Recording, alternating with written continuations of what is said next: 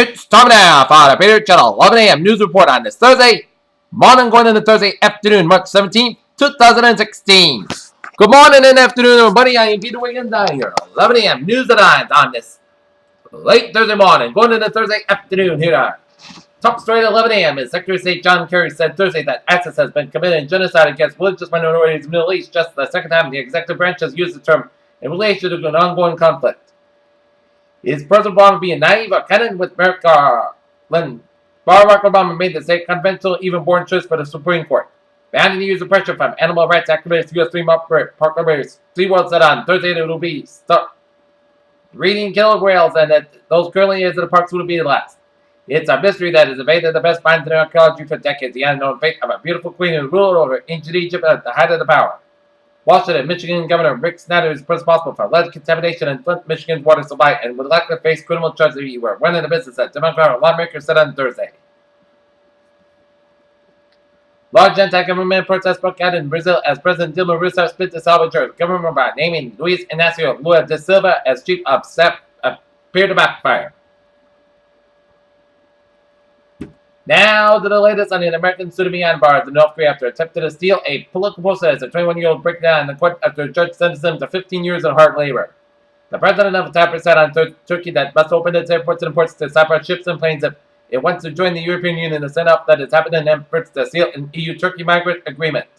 UK Chancellor Exchequer George Osborne came under further criticism of economics and his policy, so legally find a fiscal target to balance the books, calling his economic credibility in the question. Berlin, German magazine Der Spiegel has pulled the Istanbul-based reporter from Turkey added a concern that India is no longer welcome in the country and embarrassment by Chancellor Angela Merkel as she pushes up for an EU cooperation deal with Ankara.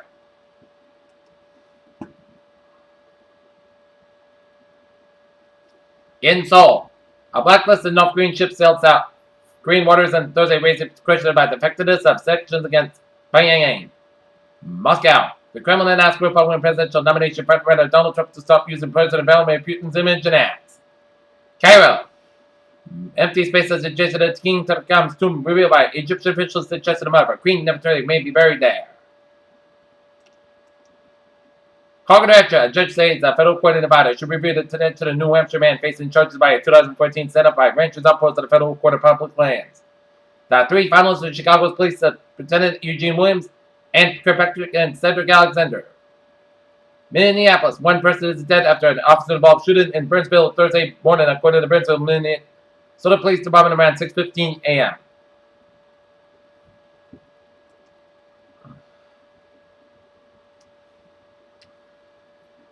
Washington, an Army City Board evaluation found Sergeant Paul Bergdahl held captive for 5 years by the Taliban and had a mental health disorder when she left his post. Washington, Air Force General Herbert Hart Carlisle warned that the U.S. Air Force is facing a shortage of hundreds of fighter pilots to drone operators. Washington, President Barack Obama celebrated Women's History Month during an address at the White House where he urged for global gender equality.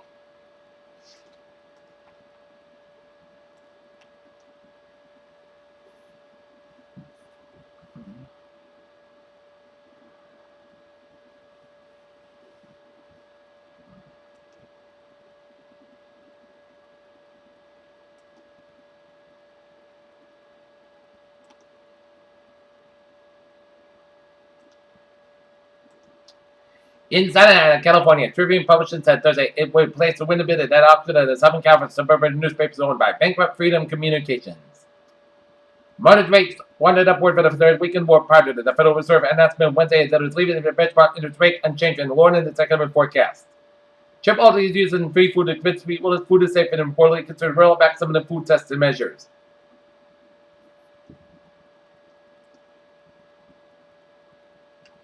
New York shimmers of economic optimism from the United States and growing support of production caps gave crude oil prices lift above $40 per barrel on Thursday.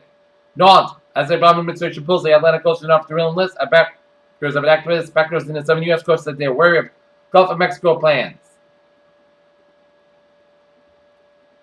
Calgary, Alberta, a federal and provincial city finds a Laird Shale natural gas basin in the northwestern region of Canada as one of the largest known reserves in the world. And now we'll get a stock market report here at 11:04 in the morning time. Dow up 76.02 points at 17.41.78. SP 5 up 5.66 points at 2,032.88.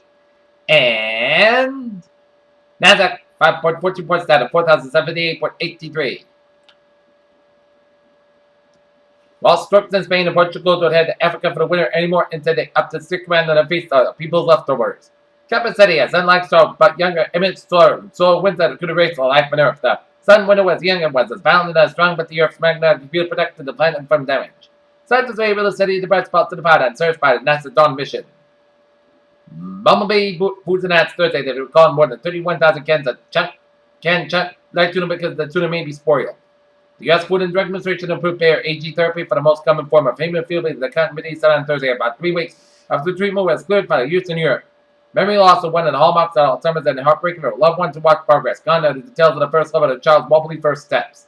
A dengue vaccine is developed by the U.S. National Institute of Health Sciences will protect everyone given a shot against the virus. In a promising small study published on Wednesday, the research is saying that it could become widely available by 2018.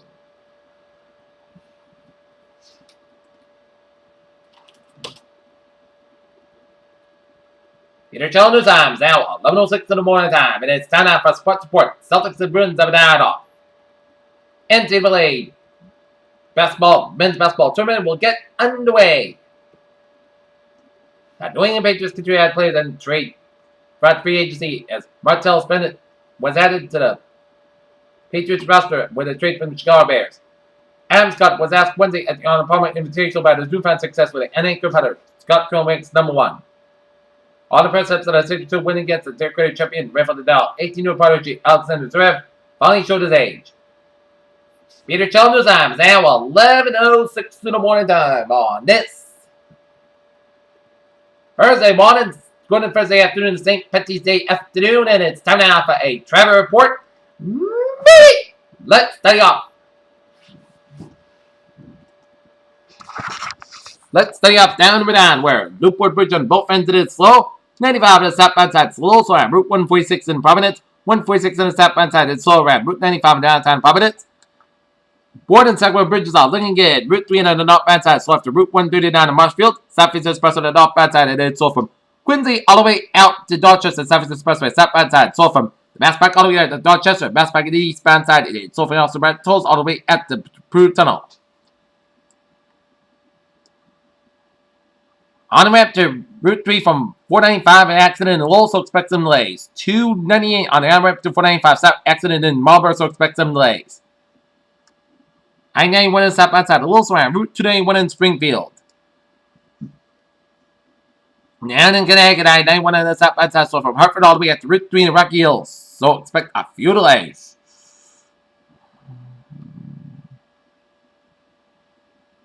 On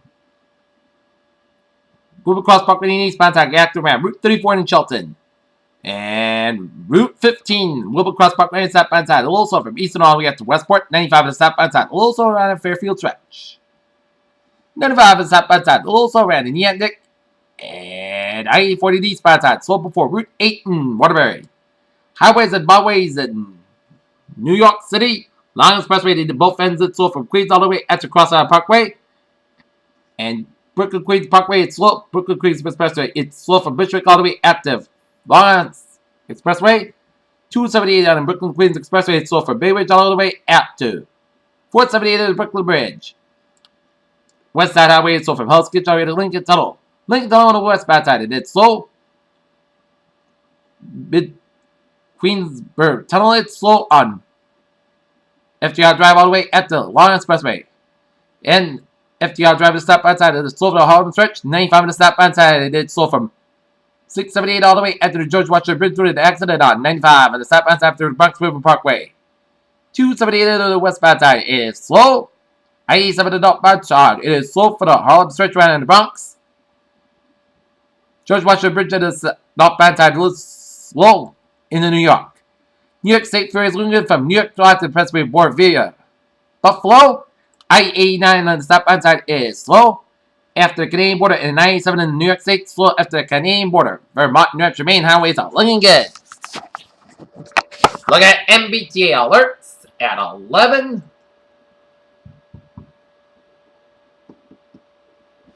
11:09. Going in 11:10.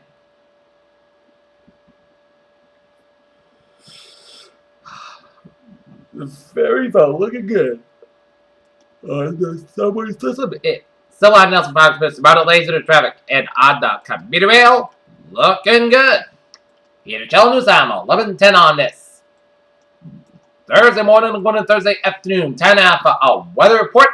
And take a look at the latest radar situation here. And it is clear as whistle for now. But a special weather statement.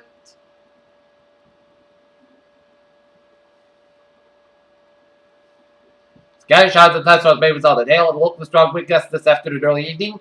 Sunshine late this morning, Illinois this afternoon will give way to scattered showers and thunderstorms, some of which could produce hail localized brief wind gusts up to 40 to 50 miles an hour. Low risk of a nationally temperature wind gusts of 2 up to 60 miles an hour. The main time frame of concern is between 2 and 8 p.m. this afternoon and evening. With those outdoor activities, planning this afternoon and evening should be prepared for the potential for lightning, hail, and brief strong wind gusts. Be ready to shelter indoors if necessary. And day one today tonight, scattered thunderstorms with hail and gusty winds are possible this afternoon and evening. There will be a low risk of a very localized temperature wind gusts of 2 to the main time frame for concern is between 2 and 8 p.m. and day 2 to 7. Friday for Wednesday, a coastal storm may bring significant snow possible mixing with rain to portions of southern New England. Late Sunday and Monday have a covenant as long as exact deals and time. So don't panic. I will keep my eyes posted on where the storm is going to head. I'll keep track the models. Okay, 7-day forecast goes like this. For today, a chance of showers and thunderstorms may after 5 p.m. Most of the skies are about 64 degrees. West about 6 to 9 miles. Gust size 29 miles an hour. Chance to 30%. New rain from about less than 10 minutes. Predicted about possible thunderstorms. Tank chance of showers and thunderstorms before 10 p.m. Then isolated showers between 10 p.m. and 11 p.m. Some storms produce ball hail gusty winds. Most gusts got about 40 degrees. West about 3 to 7 miles an hour. West gust size 20 miles an hour. Chance to 30%. New Pacific less than 10 minutes. Chance to have about possible thunderstorms. Friday, chance of showers with thunderstorms also possible up to 3 p.m. Some storms could produce gusty winds. Put sun skies about 55 degrees. And west about 8 miles an hour. Chance to 40%. Friday night, Put gust about 24 degrees. Northwest about 7 miles an hour. Sunday, most gusts got about 40 about 22 degrees. Northwest about 7 miles an hour. Sunday, chance to storm after 2 p.m. Most sun skies have about 37 about 25 degrees. Chance to 30%. Up to 80% by Sunday night. And Monday, still like me before today. And most gusts got about 37 about 25 degrees. Chance to 6%. Tuesday, Sunday, podcast got about 41 about 26 degrees. But Wednesday, podcast got about 49 degrees. Currently in not near, few clouds at 54, humidity 72%. And that's going to be it by the Peter channel. 11 a.m. news report on this Thursday, March 17, 2016, St. Patrick's Day. Peter wants to give a good afternoon, good advice to you. I'll see you at 5 o'clock for a 5 o'clock report.